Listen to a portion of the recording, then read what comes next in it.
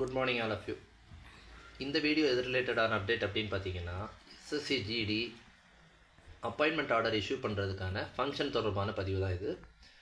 இதில் ஆக்சுவலாக ரோஸ்கார் மேளா நடத்துகிறதுடைய டேட்ஸ் முன்ன பின்ன மாறி மாறி சொல்லிட்டு இருந்தாங்க. 21, 23 அப்படின்னு ஓடிட்டே இருந்தது. ஸோ டென்டேட்டிவ் டேட் 21 இருந்தது.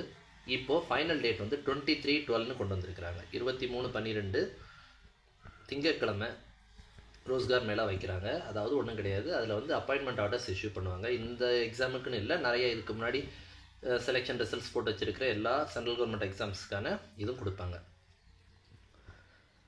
ஸோ அதுக்கு அவங்களுக்கு ஹெட் குவார்ட்டர் எங்கேயும் அங்கே வர சொல்லுவாங்க. இப்போது நம்ம எஸ்எஸ்சி ஜிடி 2023 ரிசல்ட்ஸ் வந்திருக்கு. இந்த ரிசல்ட்ஸ் வந்த கேண்டிடேட்ஸுக்கு மெயில் வந்துட்டுருக்கு.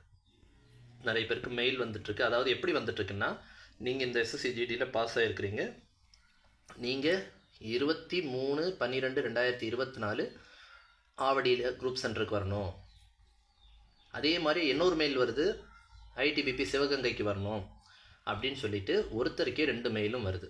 ஸோ இதில் நீங்கள் எங்கே போகிறது அப்படின்னு சொல்லி கன்ஃபியூஷன் இருக்கும். முதல் விஷயம், நீங்கள் இது ரெண்டுத்தில் எங்கே போகிறீங்கன்றதை அவங்க உங்களுக்கு கால் பண்ணுவாங்க. கால் பண்ணும்போது நீங்கள் கன்ஃபார்ம் பண்ணால் போதும். ஸோ இதில் சென்னை தான் போகணுமா அப்படின்னு கேட்டால் அப்படி கிடையாது. உங்களுக்கு எது நியரஸ்ட்டோ இங்கே வரன்ற உங்கள் அவைலபிலிட்டியை நீங்கள் கன்ஃபார்ம் பண்ணால் போதும்.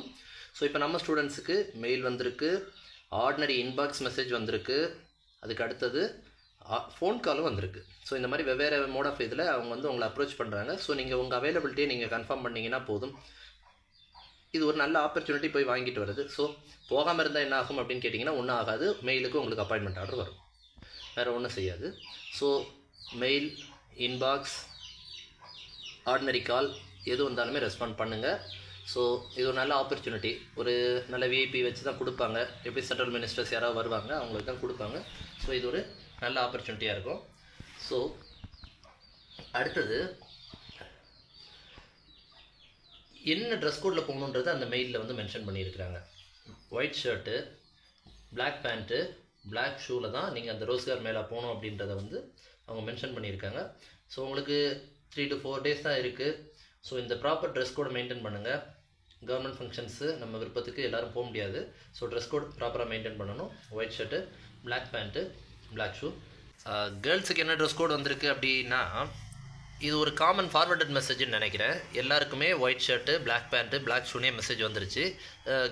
நம்ம கேர்ள்ஸுக்கும் மெயில் இப்படி தான் வந்திருக்கு. ஸோ நீங்கள் இருந்தாலும் உங்களுக்கு கால் பண்ணவங்க கூடிய கான்டாக்டில் என்ன ட்ரெஸ் கோடுன்றதை உறுதிப்படுத்திட்டு நீங்கள் போங்க. ஏன்னா இது கம்ப்ளீட்டாக எல்லாருக்குமே ஒரே மெசேஜை ஃபார்வர்ட் பண்ணியிருக்கிறாங்கன்னு நினைக்கிறேன். அதனால் கேர்ள்ஸ் மட்டும் ட்ரெஸ் கோடை உறுதிப்படுத்திட்டு போங்க. ஸோ மற்றபடி வேறு ஒரு இன்ஃபர்மேஷன் இல்லை. ஸோ ரோஸ்கார் மேளா முடிஞ்சதும் ஆல்ரெடி உங்களுக்கு ட்ரைனிங் ஷெட்யூல், ட்ரைனிங் கேலண்டர் வெவ்வேறு டிபார்ட்மெண்ட்ஸுக்கு வெவ்வேறு மாதிரி வந்துட்டுருக்கு. ஸோ எய்தர்வே கொஞ்சம் எளியராகவே ட்ரைனிங் போகிறதுக்கான சான்சஸ் நிறையா இருக்குது. So all the best.